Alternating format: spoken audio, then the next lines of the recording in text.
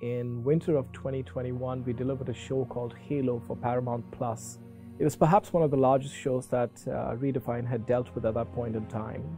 They had everything from explosions to digital characters to digital Spartans, aliens, the jackals, the grunts, set extensions, spaceships, automobiles.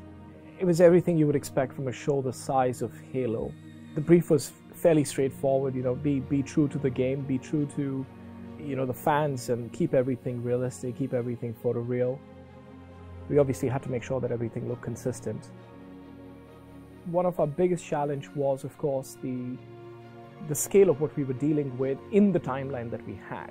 We have to deal with it in such a short amount of time, especially with assets that we've not built, assets that have been ingested.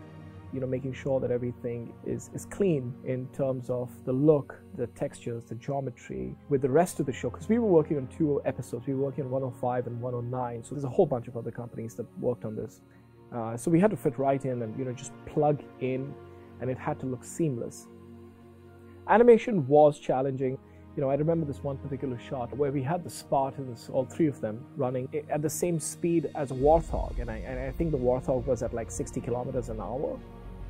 Humans running at 60k is unheard of. Just getting the animation of the Spartans, the weight, their stepping, their footprint on the ground right. We had one where we had these banshees come down and carpet bomb the area. That was a particularly complex shot because of just the number of explosions and volumetrics, digital explosions. All of this stuff takes a long time to do.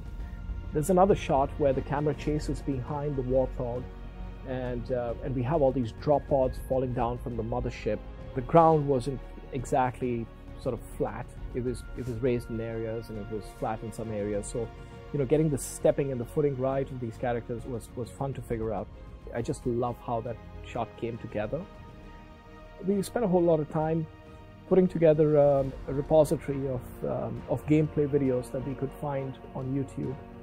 Made sure we had the physics right for all of the vehicles and the automobiles, the fastest speed they can fly, the Warthog, how fast can it go, what is the weight of it, what's the dynamics, what is expected when you see a Warthog move. The grunts, they have their own attitude, the jackals have their own attitude, and they've got to look right. I think what made the project special for me was the collaborative effort of the whole team. The whole team was very excited about the show, as tired as they were, by the end of it. They were all in. They were like, let's get this right. With all the limitations that we had as regards to the time, and we still made it work. Fabulous team to work with.